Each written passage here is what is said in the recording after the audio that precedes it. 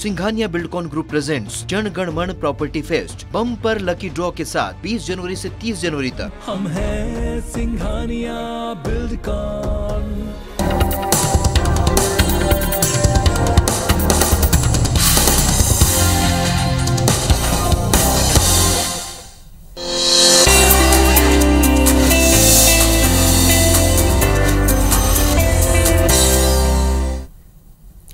नमस्कार, सेहत से जुड़े हमारे खास कार्यक्रम हेल्थ गुरु में स्वागत है आप सभी का। मैं हूं आपके साथ ज्योति सिंह। आज हम बात कर लेंगे लंग्स यानी कि फेफड़ों के कैंसर के बारे में। ये दुनिया भर में सबसे खतरनाक और जानलेवा बीमारियों में से एक है। पिछले कुछ सालों से अगर देखा जाए तो जीवन शैली से संबंधित गड़बड़ी, खान पान की आदतों के चलते कई प्रकार के कैंसर के मामलों में तेजी से उछाल देखने को मिला है। फेफड़ों में होने वाला कैंसर ऐसी ही एक गंभीर समस्या है। अगर इसे वक्त रहते पता लगा लिया जाए तो इसका इलाज आसान हो सकता है, साथ ही रोगी की जान बचाने की भी संभावनाएं बढ़ जाती हैं। इसी पर आज हम चर्चा करेंगे। शुरू करते हैं अपना खास कार्यक्रम हेल्थ गुरु।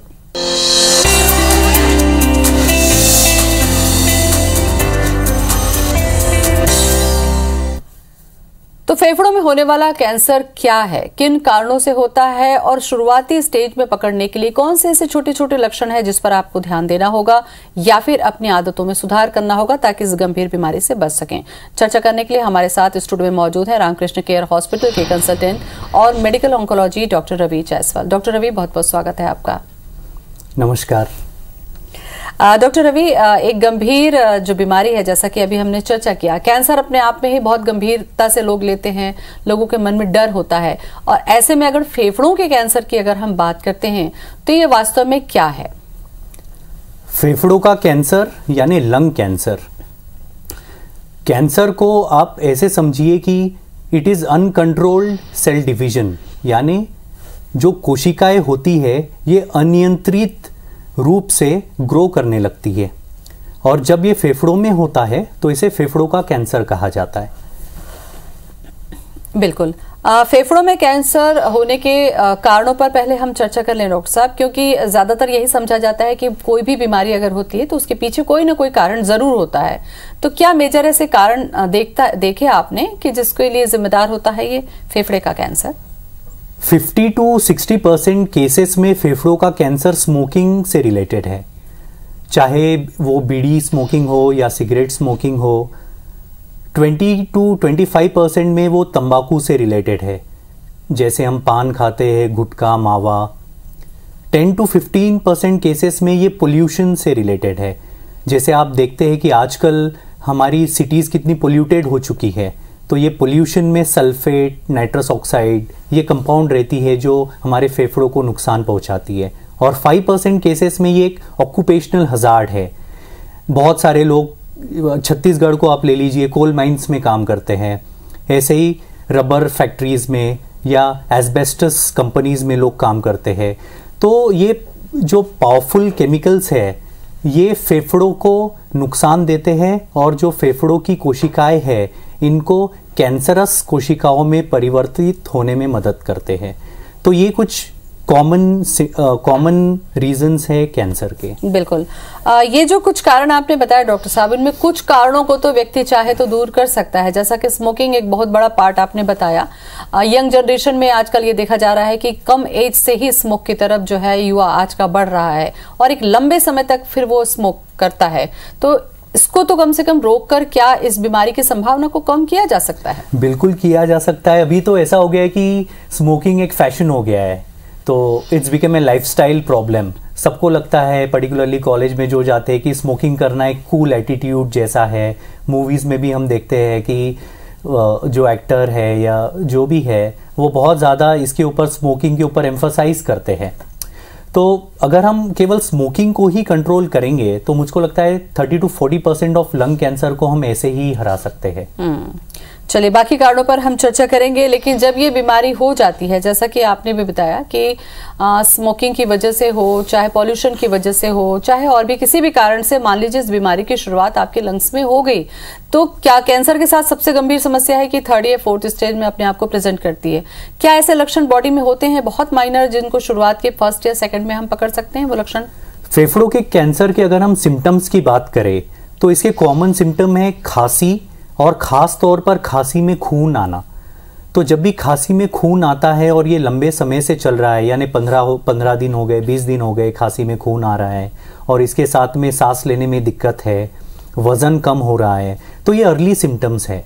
यहीं पे हम डॉक्टर के पास जाएंगे और एक्सरे या सीटी स्कैन हमारे फेफड़े का कराएंगे, तो ये छोटी सी गांठ यदि हमको दिख जाती है तो हम पहले स्टेज में, दूसरे स्टेज में कैंसर को पकड़ सकते हैं। लेकिन प्रॉब्लम ये होता है कि हम ये सिम्टम्स को इग्नोर करते हैं। ऐसा लगता है कि कोई सर्दी खांसी की गोली खा लो, सर्दी जुकाम की गोली खा लो, ठीक हो जाएगा। और जब बहुत ज़्यादा वज़न कम होता है या कैंसर स्प्रेड होता है तो बोन पेन शुरू हो जाता है या हेडेक शुरू हो जाता है, तब हम डॉक्टर के पास पहुंचते हैं। तो इसमें ऑलरेडी जो कैंसर है वो 3rd या 4th स्टेज में चला जाता है। खांसी का जिक्र आपने किया डॉक्टर साहब, खांसी से जुड़ी हुई एक और जो बीमारी है जिसका ज्यादातर देखा जाता है भारत में, वो है टीबी। टीबी पेशेंट को भी खांसी होती है बहुत ज्यादा समय तक, तो क्या जांच एक महत्वपूर्ण रोल अदा करती है? अगर व्यक्ति में ऐसे लक्षण आ रहे हैं, सर्दी है, खांसी है, कोरोना में भी खांसी का बहुत देखा हमने, तो क्या एक्सरे के जरिए ये पकड़ में आ सकता है? बिल्कुल, ये बहुत इंपॉर्टेंट क्वेश्चन है, क्योंकि हम हमारे कैंसर के ओपीडीज में अक्सर देखते हैं कि बहुत सारे महिलाएं और बहुत सारे जो मरीज आते हैं ये ऑलरेडी 3-4 महीने टीबी की गोली खा चुके हैं, और टीबी जब इनका नहीं कम हुआ तब डॉक्टर बोलते हैं कि अरे अब मुझको लग रहा है कि शायद आपको कैंसर तो नहीं है, तो आप एक बार जाके कैंसर के डॉक्टर को दिखाओ।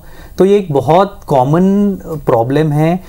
इसका सॉल्यूशन ये है कि जब भी हम डॉक्टर के पास जाए तो वी शुड बी अश्योर्ड कि हमको अगर हम एक एमडी मेडिसिन या कोई फिजिशियन के पास जाए जो जांच कराए।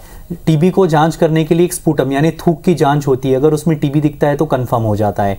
या हमने एक्सरे या सीटी स्कैन किया जिसमें एक लक्षण होता है, एक कैविटी बनी रहती है, जिससे समझ में आ जाता है कि हाँ ये टीबी की गांठ है।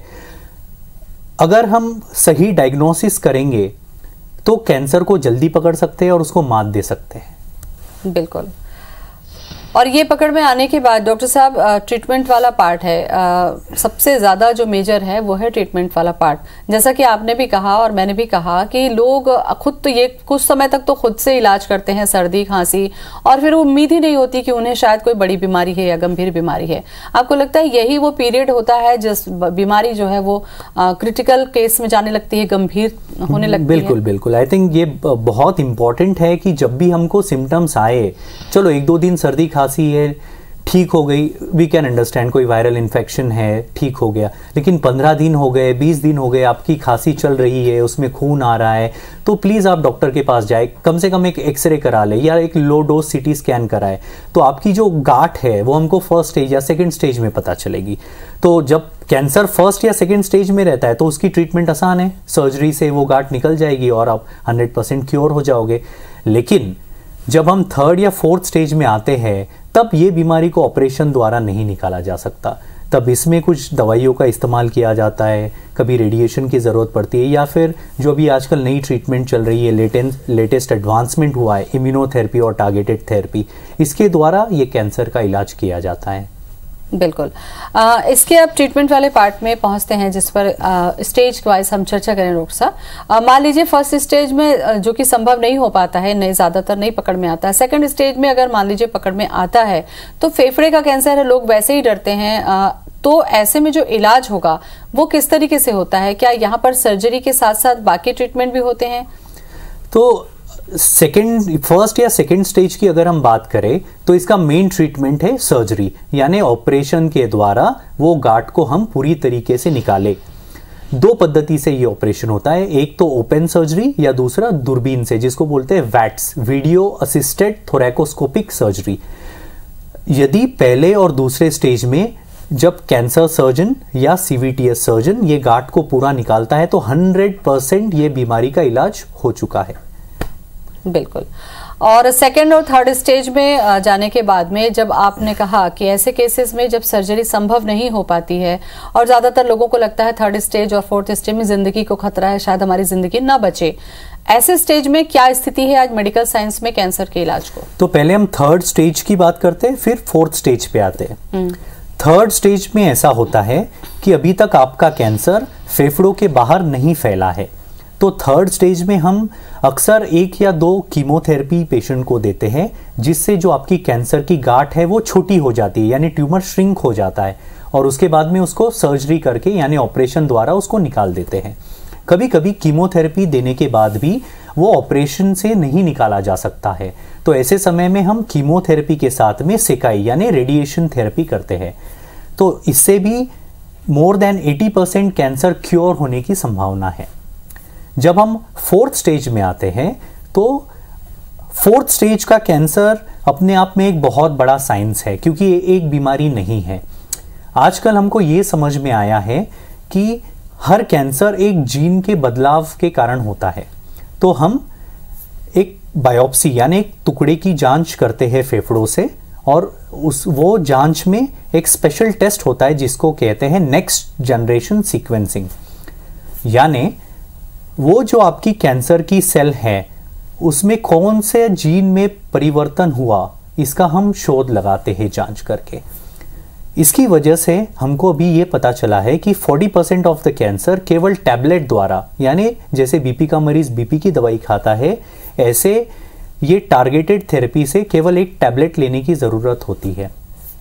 इससे एक एडवांस्ड ट्रीटमेंट आजकल जो बहुत पॉपुलर है, इसको कहते हैं इम्यूनोथेरेपी, और ख़ास करके फेफड़ों के कैंसर में इम्यूनोथेरेपी बहुत ज़्यादा सक्सेसफुल है। लेटेस्ट इसका उदाहरण है संजय दत्त जी का।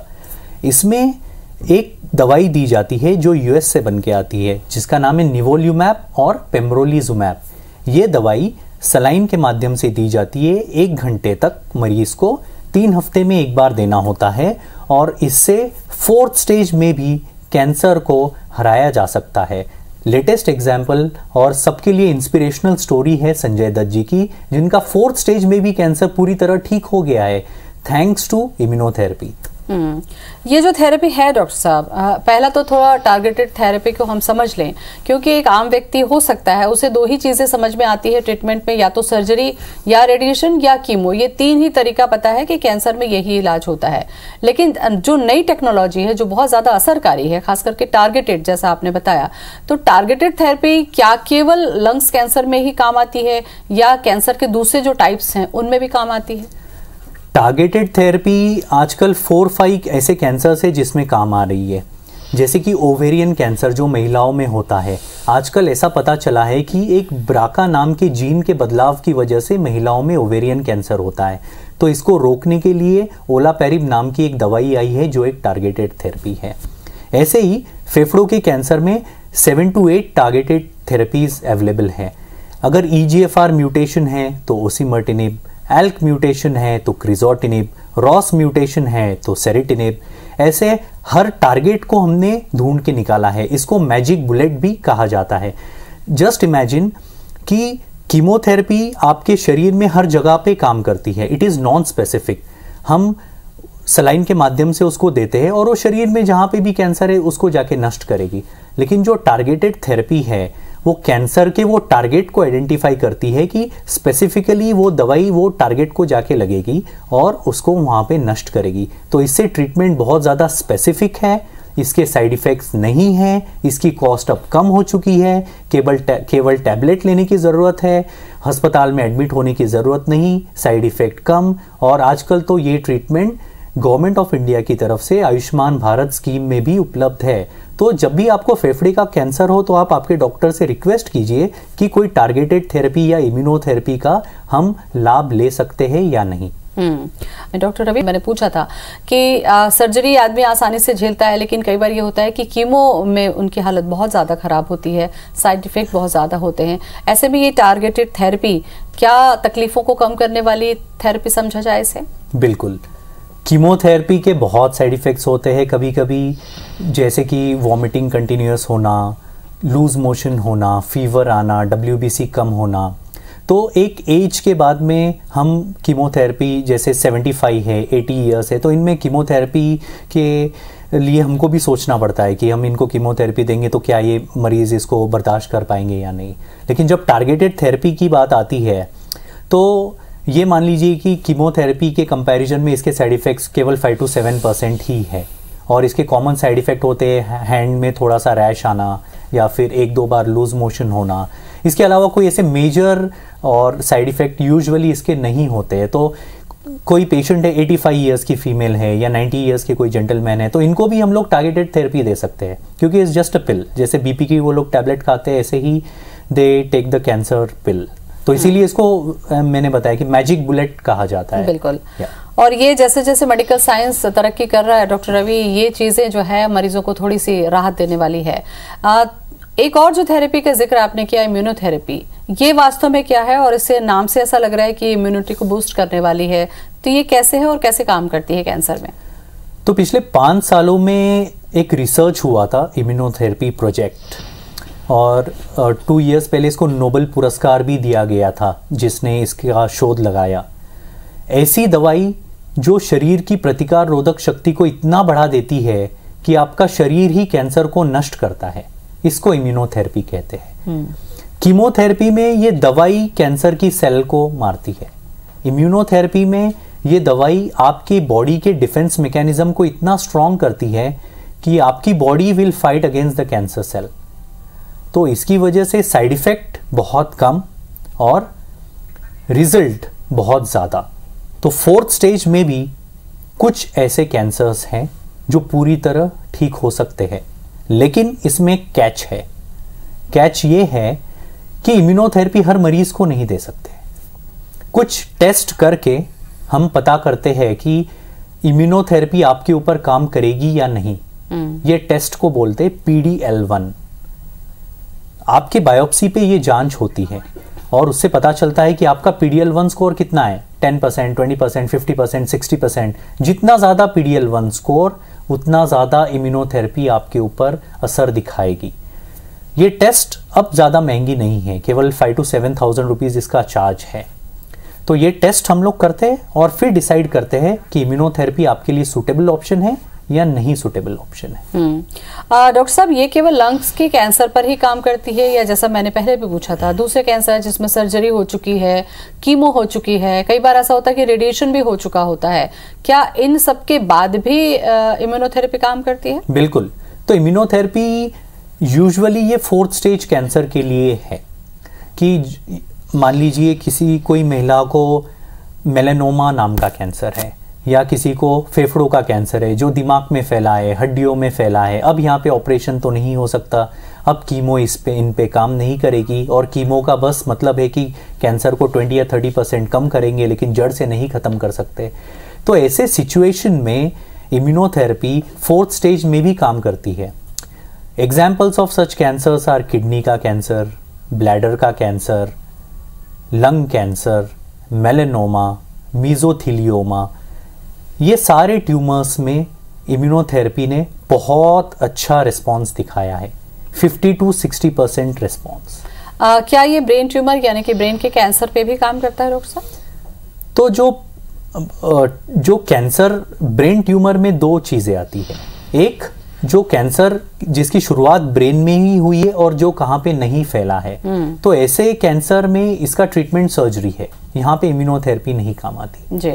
लेकिन अगर कोई ऐसा कैंसर है जैसे फेफड़ों का कैंसर, स्तन का कैंसर, प्रोस्टेट का कैंसर, किडनी का कैंसर जो दिमाग में फैला है, तो ऐसे कैंसर में इम्यूनोथेरेपी काम आएगी। बिल्कुल। और डॉक्टर साहब, एज का इसलिए भी मैंने पूछा क्योंकि कई बार ये देखा गया है कि काफी ओल्ड एज में जाने के बाद में पता चलता है कि 3rd या 4th स्टेज का कैंसर है, और उसके बाद में फिर कई बार ये होता है कि बहुत ज्यादा ध्यान नहीं दिया जाता। तो क्या इस एज में भी ये पद्धतियां इलाज की कारगर हैं, मरीज स्वस्थ हो सकता है? देखिए, जो कैंसर बीमारी है, it is a disease of old age. तो यूजुअली 20, 25, 30 साल में यूजुअली कैंसर्स नहीं होते, बहुत इसका इंसिडेंस 10% है। मोस्ट ऑफ द कैंसर्स तब होते हैं जब हम 50, 60 एज को क्रॉस करते हैं। The reason behind development of targeted therapy और इम्यूनोथेरेपी यही है क्योंकि पहले जिसकी एज 70 से ज़्यादा रहती थी उसमें तो हम सोचते थे कि अब इनको कैंसर हो गया है, अब कैंसर फैल चुका है, अब 6 महीने से ज़्यादा ये लोग नहीं जी सकते हैं, तो इसमें कोई ट्रीटमेंट अब कारगर नहीं है। ये थॉट को लेकर ही टारगेटेड थेरेपी और इम्यूनोथेरेपी का आविष्कार हुआ, और हम डे टू डे प्रैक्टिस में देख रहे हैं कि बहुत सारे हमारे ऐसे मरीज हैं जिनका 4th स्टेज में भी, जिनकी एज 70 ईयर से 80 ईयर से, उनका कैंसर पूरी तरह ठीक हो रहा है। जी। वर्ल्ड कैंसर डे पर भी हम बात कर लें डॉक्टर साहब, क्योंकि कैंसर की बीमारी में ट्रीटमेंट की जो रेगुलरिटी है ये बहुत मायने रखती है। इसमें ब्रेक नहीं होना चाहिए, ब्रेक हुआ तो स्टेज बढ़ते टाइम नहीं लगता। और कोरोना काल में देखा है आपने, जब सब तरफ बंद था तो सबसे ज्यादा मुझे असर लगता है कि कैंसर के मरीजों पर हुआ। तो इस बार की थीम क्या है और क्या कुछ संदेश देना चाहेंगे हमारे दर्शकों को? बिल्कुल, इस बार की वर्ल्ड कैंसर डे 2022 की थीम है क्लोज द केयर गैप। इसका ये मतलब है कि आप चाहे रायपुर में हो, मुंबई में या यूएस में, चाहे आप अमीर हो गरीब हो, चाहे आप वाइट हो ब्लैक हो, कोई भी रिलीजन से बिलोंग करते हो, सबको सामान्य ट्रीटमेंट मिलना चाहिए, एक जैसा ट्रीटमेंट मिलना चाहिए और एक प्रोटोकॉल बेस्ड ट्रीटमेंट मिलना चाहिए। कोविड में हमने देखा कि बहुत सारे लोग अपनी ट्रीटमेंट के लिए बॉम्बे नहीं जा पा रहे थे, जो बॉम्बे में रहते हैं वो यूएस नहीं जा पा रहे थे, तो इनके ट्रीटमेंट में बहुत सारा ब्रेक लगा। इसीलिए इस साल की कैंसर डे का थीम है कि ये जो केयर में गैप है, ये गैप ना आए, इसको खत्म किया जाए। काफी अहम जानकारी डॉक्टर साहब आपने दी आज, हमें लगता है ये काफी जानकारी लोगों के लिए फायदेमंद होगी। शुक्रिया आपका बहुत बहुत। Thank you. तो आज हमने चर्चा की फेफड़ों के कैंसर की। कारण सबसे ज्यादा वही है कि स्मोकिंग जो है वो 60 to 70% कारण होता है। तो कोशिश कीजिए कि ऐसी बुरी लत जो आगे चल के गंभीर बीमारी में बदले, उसको जितनी जल्दी छोड़ दिया जाए, बहुत जरूरी है। फिलहाल इतना ही, नमस्कार।